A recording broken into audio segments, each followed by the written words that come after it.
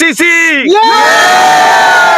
Nazim digital সাইনের আয়োজনে 12 দলীয় টি20 ক্রিকেট টুর্নামেন্টের জমজমাট ফাইনাল খেলা অনুষ্ঠিত হয়েছে। বৃহস্পতিবার নওপাড়া সরকারি মহাবিদ্যালয়ের মাঠে ফাইনাল খেলা অনুষ্ঠিত হয়। ফাইনালে যুগনিপাশা ক্রিকেট একাদশ ও মুসলিম একাদশ মুখোমুখি হয়। রোমাঞ্চকর এই ম্যাচে যুগনিপাশা ক্রিকেট একাদশ 18 রানের ব্যবধানে মুসলিম একাদশকে পরাজিত করে চ্যাম্পিয়ন হওয়ার গৌরব অর্জন করে। খেলা শেষে বিজয়ীদের হাতে পুরস্কার তুলে দেন 5 নম্বর ওয়ার্ড বিএনপির সাধারণ সম্পাদক ও ক্রীড়া ব্যক্তিত্ব জহিরুদ্দিন মোল্লা। এ সময় আরো উপস্থিত ছিলেন ব্যবসায়ী আল আমিন জনি, 6 নম্বর ওয়ার্ড বিএনপির সহসভাপতি হুসাইন কবির শিমু, 6 নম্বর ওয়ার্ড বিএনপির ক্রীড়া সম্পাদক সবুজ মোল্লা, ব্যবসায়ী ফয়সাল বাবু সহ স্থানীয় গণ্যমান্য ক্রীড়া প্রেমী ব্যক্তিবর্গ। তারিম আহমেদ ইমন, প্রতিদিনের অভয়নগর।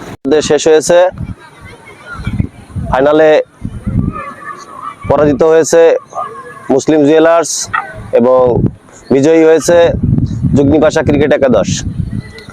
ইতিমধ্যে আমাদের মাঝে উপস্থিত আছেন আমাদের অত্র এলাকার খেলাধুলা প্রেমী ও সকলের প্রিয় আমাদের বড় ভাই জহিরুদ্দিন মোল্লা, আজকের অনুষ্ঠানের প্রধান অতিথি।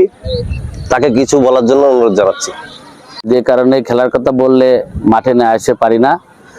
আসলে আজকের ফাইনাল খেলা যেটা দরকার ছিল, আসলে আপনারা সেটাই উপহার দিয়েছেন। আসলে খুব ভালো লেগেছে। আমি ধন্যবাদ জানাই আজকে যারা ফাইনাল খেলায় অংশগ্রহণ করেছে অন্তরস্থল থেকে।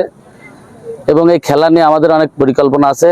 ইনশাল্লাহ যদি বেঁচে থাকি, প্রত্যেকটা টিম যারা আছে আমরা প্রত্যেক বছরে একটা অনুষ্ঠান করব সবাইকে নিয়ে, দেখি আল্লাহ কতদূর কি করে।